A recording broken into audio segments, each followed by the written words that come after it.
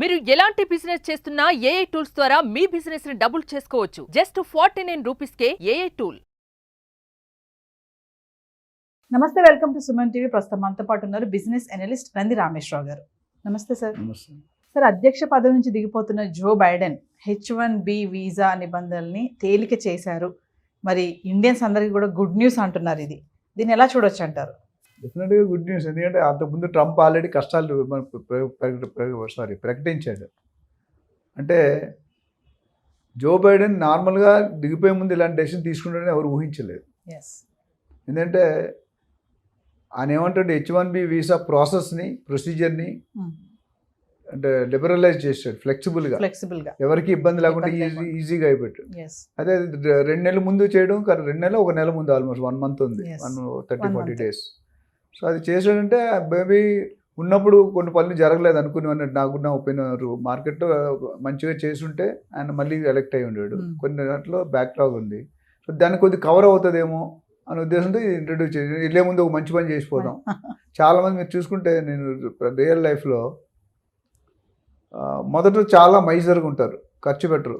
ఇక నేను 2 నెలలు 2 సంవత్సరాలు పోతానని డిస్ట్రిబ్యూషన్ మొదలు పెడతారు. అది చాలాసార్లు మా ఇంట్లో, అంటే చాలా ఇంట్లో చూశాను. మొదట ఏంటంటే నాకు ఉండాలి, పోతామని తెలిసిన తర్వాత ఎంత మంది చేస్తే అంత బెటర్. ఇప్పుడు రతన్ టాటా గారు పోయేటప్పుడు వీళ్ళేమో ఎలా రాస్తారు చూడండి, మనం చేసాం లాస్ట్ టైం. సో బైడెన్ తీసుకుంటే ఒకటే అపోజిషన్ పార్టీకి మళ్ళీ రూల్ మారుస్తారేమో అని ముందే పెట్టాడు.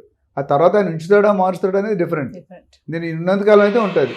ఈ 1 month 1.5 monthలో చాలా జరిగిపోతాయి. వేల మంది క్యాండిడేట్స్కి రిలీఫ్ వచ్చేస్తుంది. ఎందుకంటే ఇప్పుడు చాలామంది ఇల్లీగల్ ఉన్నారని అంటున్నారు. ఆ ఇల్లీగల్ని రెగ్యులరైజ్ చేయమంటున్నాడు.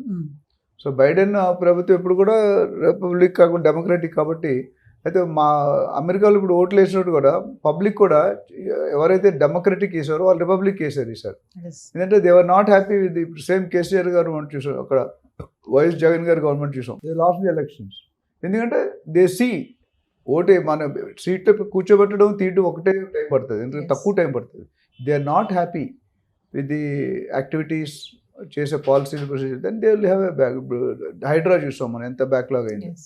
సో బైడెన్ అంటే ఇంత పాజిటివ్ మైండ్ ఎందుకు వచ్చిందని తెలియదు. ఎస్పెషల్లీ ఇండియాలో కొద్ది ఎఫెక్ట్ ఎక్కువ ఉంది, చైనాలో చైనా ఎక్కువ ఎఫెక్ట్ ఉంటుంది. ఎందుకంటే మన వాళ్ళందరూ ఐక్యూలో ఉంటారు.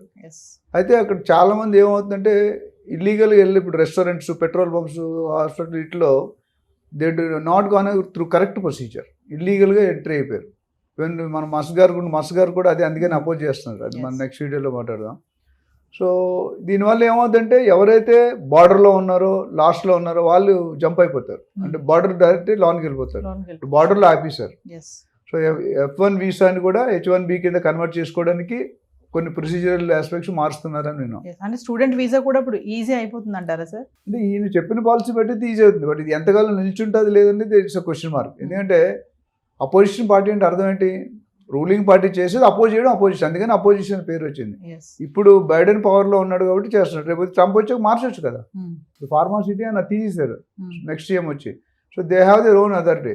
అయితే ఇప్పుడు ఇక్కడ ఇష్యూ ఏంటంటే ట్రంప్ ఆ లీగల్ క్రిమినల్ కేసులో ఇరుక్కున్నాడు. అది ఎలా ఉంటుంది challenge. So double spin attack, క్రికెట్లో డబుల్ స్పిన్ వికెట్లు పడిపోతాయి మంచి స్పిన్ వేస్తే.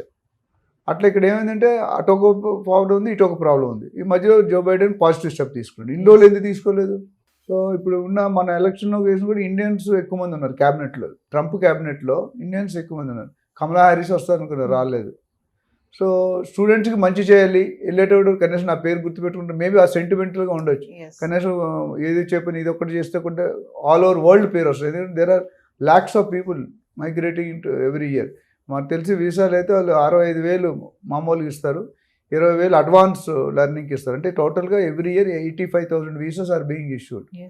85,000 అనేది చాలా పెద్ద ఫిగర్. అంటే ఎవ్రీ ఇయర్ ఏంటంటే లాస్ట్ 20 years ఎంతమంది లక్షల మంది వెళ్ళారు, 17-20 లక్షల మంది వెళ్ళి ఉంటారు.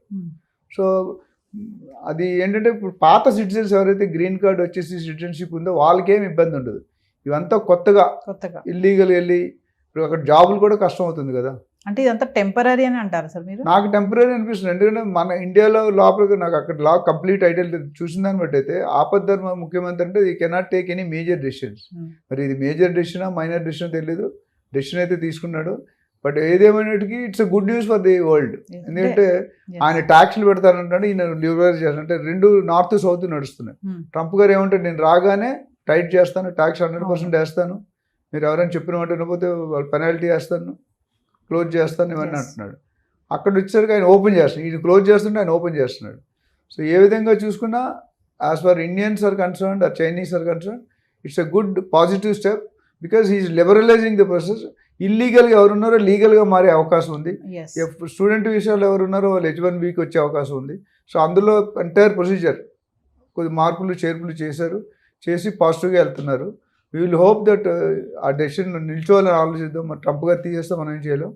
90% తీయపోయి అంటే 50-50 ఛానల్ ఉంటుంది, తీయొచ్చు తీయకపోవచ్చు. ఎందుకంటే పాత ప్రెసిడెంట్ పెట్టిన తీయకూడదు, మరీ ఎగ్రెసివ్ ఉంటే తీసేస్తారు. అంటే ట్రంప్ కొంచెం నిబంధనలన్నీ కష్టంగా ఉంటాయి అని చెప్పేసి బిఫోరే ఈ నిర్ణయం తీసుకున్నారంటే ఏం చెప్తారు సార్? ఇప్పుడు లీడర్షిప్ స్టైల్లో ఒకళ్ళు బ్యూరోక్రాటిక్, ఆటోక్రాటిక్ రకరకాల లీడర్స్ ఉంటారు. So it go with the leader. ఇప్పుడు మన ప్రజెంట్ సీఎంని ఎన్ని మాట్లాడిన ఎక్స్పీరియన్స్ డైరెక్ట్గా వచ్చారు, ఆయన ట్రై చేసినట్టు చేయడానికి. Lot of opposition he's come. So మొదటికి ఇప్పటికి కరెక్ట్ చేసుకుంటారు, హైడ్రా కానీ మిగతా స్టెప్స్లో కానీ. మన ఇల్లు ఇవ్వడం అన్నీ జరుగుతున్నాయి కదా, రైతులు డ్యూస్ క్లియర్ చేయడం అన్నీ. So Trump is always different kind of leader, aggressive leader and దేశప్రేమ ఎక్కువ. మన వాళ్ళు బాగుపడాలి, మనం కడుపు నిండాక మిగతా వాళ్ళు కడుపు కోసం చూద్దాం. ఫస్ట్ మన కడుపు నిండకుండా వేరే వాళ్ళు కడుపు ఎందుకు నిండాలి అండ్ ఆయన ఎలక్షన్ గెలిచిందే ఆ నినాదంతో. First sign I'm going to make on immigration ప్రాసెస్లో. ఈ మధ్యలో జో బైడెన్ అనేది కొత్త ఇనిషియేటివ్, మొన్నటి వరకు ఈ టాక్ ఏమి లేదు, ఎన్నో వీడియోస్ చేసాం. సో పాజిటివ్గా ఐ థింక్ ఈ has some set in mind, ఏదో మైండ్ మాట ఎవరు అడ్వైజ్ చేసి ఉండొచ్చు, లేకపోతే ఆయనకే స్వతహాగా ఉండొచ్చు, లేకపోతే ట్రంప్ చేస్తున్న ఈ హడావిడి బట్టి డెసిషన్ తీసుకుండొచ్చు, కొద్దిగా హెల్ప్ చేద్దాం, కొద్దిగా కంట్రోల్ చేద్దాం అన్నట్టు ఉండొచ్చు. అంటే సార్ ఇప్పుడు అమెరికాలో ఉన్నటువంటి బిజినెస్ ఏదైతే వ్యాపార సంస్థలు ఉంటాయో వాటిలో ఉన్నటువంటి కార్మికుల్ని ఫిల్ చేయడానికి కూడా ఈ డెసిషన్ తీసుకున్నారు అంటే ఏం చెప్తారు సార్? చేయొచ్చు. అంటే ఇది ఒక రీజన్ కాదు, 4-5 రీజన్లు ఉంటాయి. అందులో ఏ రీజన్ అనేది మనకు తెలియదు. నేను అప్పుడు ఆ రీజన్ కావాలంటే నన్ను క్యాబినెట్లో పెడితే కనుక్కొని చెప్తాను నేను. But otherwise it's a good step for especially upcoming. ఎంతోమంది ఉద్యోగాలు లేక అమెరికా వెళ్ళడం అనేది అంత ఈజీ కాదండి. 50 లక్షలు 60 లక్షలు ఖర్చు అవుతుంది. అందులో దాదాపు నాకు తెలిసి వేల యూనివర్సిటీలు ఉన్నాయి అమెరికా ఎలోన్. అందులో ఈ కన్సల్టెంట్స్ మీరు అన్నారు తర్వాత మాట్లాడడం, కన్సల్టెంట్ ద్వారా వెళ్ళిన చాలామంది ఇబ్బంది పడుతున్నారు. అండ్ మనకు వచ్చే శాలరీలో 30-40% మనకి ఇచ్చి 50% వాళ్ళు తీసుకుంటున్నారు. విచ్ ఈస్ మనకు కష్టపడేది మనం సొమ్ము ఒకటిది సోగు ఒకటిది. అల్లుడు అత్త సొమ్ము అల్లుడు దానం చేసినట్టుంది. సో కష్టపడేది మన వాళ్ళు, జాబ్ లేదని ఎంతగానో ఒప్పుకుంటున్నారు. ఫస్ట్లో 20% కన్సల్టెంట్ తీసుకున్నారు, తర్వాత 30-40. ఇప్పుడు కొన్ని కేసులు నేను చూసాం, మా ఫ్రెండ్స్ 40% 30% ఇచ్చి 70% వాళ్ళు తీసుకుంటున్నారు, 67, విచ్ ఈస్ నాట్ కరెక్ట్.